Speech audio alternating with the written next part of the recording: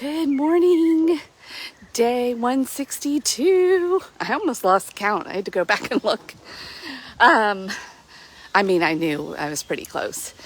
And it's Saturday morning, and I'm up just as early as I always am because I've changed how I live now. Not living just for the weekends, where I get to treat myself by staying up late and indulging in things that then make me feel like crap the next day, and where I need to sleep in and recover from. Tell you what, it wasn't easy to break that habit or that way of living, but man, I'm glad I did the hard work to do it. This is a lot better. And I think we're going to have a quiet morning out this morning because I'm sure being a Saturday morning, a lot of other people around here are using the clouds and possibility of rain and their hangovers to sleep in. Not me. Okay, we're going to talk about the biology of desire. It was a book I read a couple years ago. Probably should go back and read it, by Marc Lewis. Fascinating. And the science, I love the science. The science of understanding how my brain and my body work really helped me to set me free from some spiritual anguish of thinking that I was broken, or something's like, what's wrong with me? I don't have enough discipline or willpower. So if you get caught up in feeling like that, I'd like to invite you to read and learn more about yourself as a being. There's science there, and our brains and bodies are doing exactly what they're supposed to do. And a lot of it is because of the biology of desire. And believe it or not, there's a lot of science in the Bible. And I read Isaiah chapters 56 through 58 this morning. And that's what we're going to focus on. And I did see a lot of this aspect in there, this science. And specifically in chapters 57 and 58. And where he is really talking about, y'all are just caught up in your own desires, in your own self-interest, in what your brain thinks is right, and then going and creating your own meaning and your own systems of belief that are requiring you to do all of these things and satisfy your bodily desires. And we need the biology of desire. It is there for a purpose. It literally gets us up in the morning. Hunger has us desiring food to feed ourselves and take care of ourselves, to procreate, to create, to work. If we didn't have those desires and that drive, we wouldn't live. We wouldn't care if we were hungry. Like, okay, I'm hungry. We'd starve. So we need those desires serve us just from a survival standpoint. But it's interesting, as we evolve and our needs and our lives actually as they get simpler, they actually get a lot more complicated. And then we are able to even slide in desires for things that we really don't need. We just want. We just want them to want them. They give us that dopamine hit of like, oh, that feels so good. Before you know it, we're like Pavlov's dogs. We're drooling at 5 o'clock. We haven't even had the drink yet, or the yummy food, or whatever our fix is. We're salivating just at the thought of it, like the desire itself. Then we start to desire. Like, what? Anyway, so The Bible in chapter 57 is kind of talking about these desires that have gotten off track and that are not serving people well. And they're just so caught up in it. And then he also goes on, God, Isaiah, whatever, to talk about when people are saying that they're believers and then they're going through the practices of fasting and the Sabbath, proving that they can deny themselves, but then that's all it is. It's like hypocritical.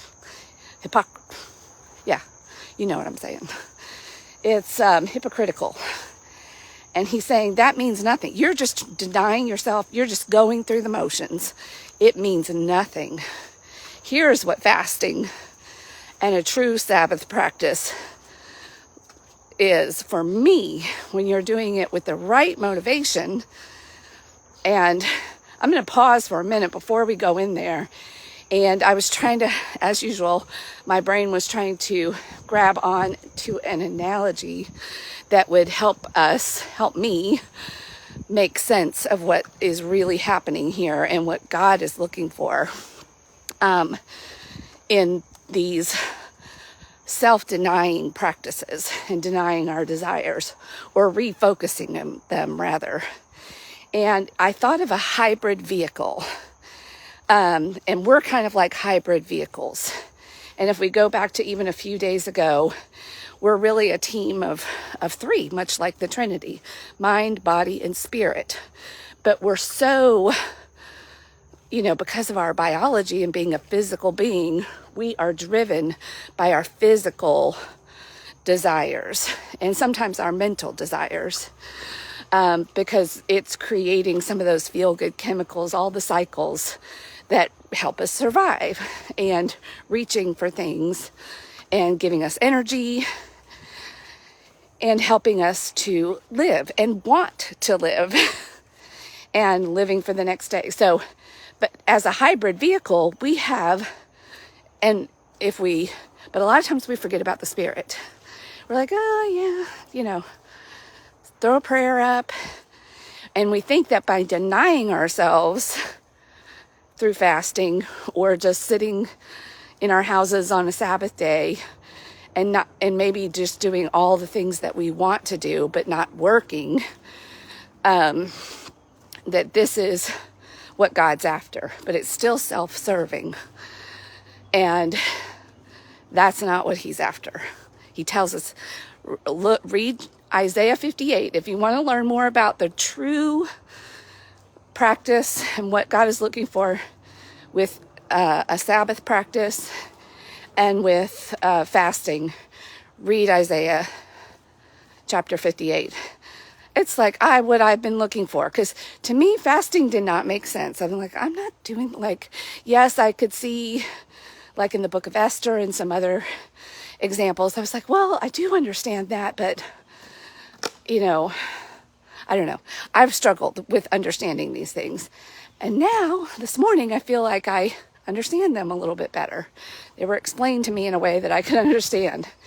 And when I think of a hybrid vehicle, and when I think of mind, body, spirit, this is a way to tap into and feed the spirit. Because the spirit is connected to God. God cares about the needy, the oppressed, helping others who can't help themselves, widows, orphans, all of that stuff, or those things. And when he says, I want you to fast, he is saying, for this purpose, I want you to deny your physical self and feed your spiritual self with the things that the spirit cares about, so that you can see that you can be nourished and fed and get energy from these things. And the waters aren't going to be muddied up by getting this other fuel and energy source fed. Does that make sense to you too? I was like, oh, which was why in the New Testament, when the Pharisees try to get Jesus in trouble. They wait and try to catch him working on the Sabbath. But he was doing exactly what Isaiah 58 is talking about. He was getting in tune with the Spirit and feeding the Spirit by serving others. That is why we deny ourselves, is to pour ourselves out in service to others during fasting and on the Sabbath as a form of worship. In my Bible, the New Living Translation that I'm reading, it actually titles this section, The True Meaning of Worship. And then that's where all of this is described. So it is not a self-serving or just a self-denial just for the sake of denial. It's so your spirit can get fed. And then when you're tuned in to all these aspects of yourself, and the Spirit is part of the Spirit, you can actually feel the difference and feel nourished by giving the Spirit spiritual food. And I think that's why we keep getting these references to food and even with rest, because we're denying our personal desires to work, to meet our own needs, to eat, to meet our physical body. Just for a brief moment to just get those things out of the way, feed your spirit by doing what it is that I do, what feeds me, and watch and pay attention how you get energy from it. You will feel nourished and fed. It will give you energy. I was just like, so if you have ever noticed that when you are truly serving somebody else and you do forget about yourself for a moment, you're like, oh, it feeds you. It feels so good. And we need these regular reminders of this, which is why he put it in his instruction manual, his life manual. Good morning. Wow, I'm just like, whew, this is pretty good stuff. So this is probably why my spirit, whenever I was hearing people talk about fasting and it's all about just self-denial, that's not what it's about.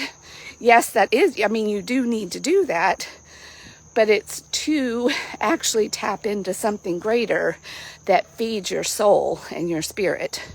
And that is an act of worship. And your Sabbath practice, if you have one, should also be similar. It is not to just sit around and indulge in all your favorite foods and not be on social media.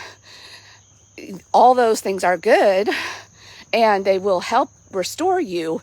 But what really restores you is doing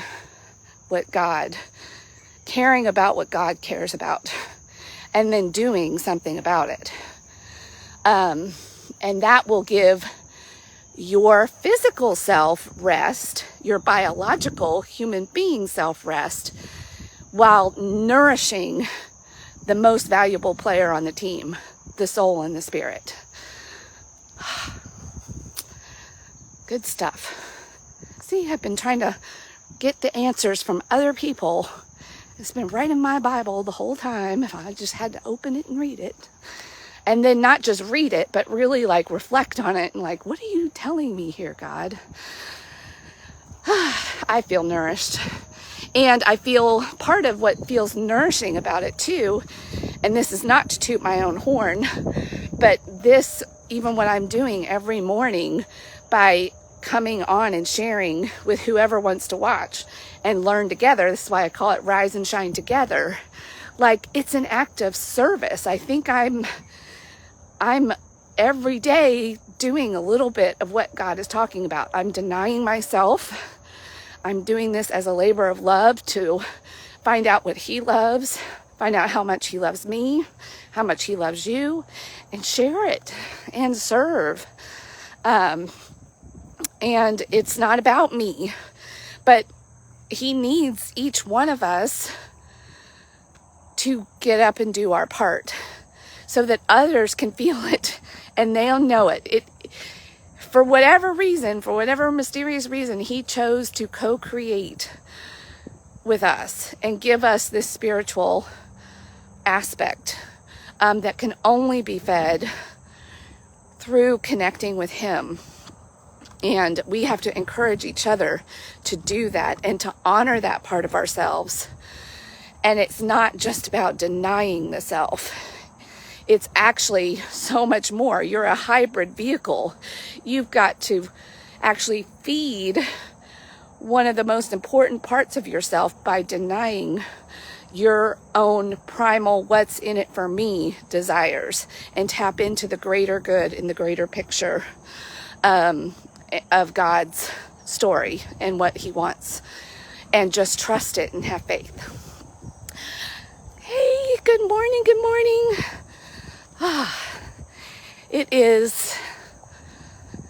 It's a beautiful, mysterious life. I don't know what's happening, but I'm surrendering to it. I'm going to have faith because I do feel nourished. Oh, y'all, there might be a turtle here. I can show you some. Oh, yeah, I think so.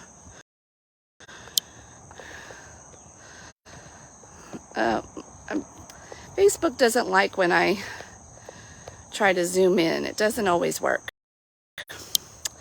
Oh, well, I think that little lump there is a turtle. But anyway, I have yammered on long enough. Hopefully I have given you all enough to reflect on what, and find out even if my interpretation of what God is saying to me is true. You know, because who knows? As a hybrid, as a hybrid being, I could be totally like, you know, getting it wrong, and I haven't gotten myself out of the way enough. So you go fact check it and you talk to God about it yourself. And I encourage you to also read. If you read just one chapter, tune into Isaiah 58 today and see if what he speaks to your spirit. All right, have a great day. Rise and shine.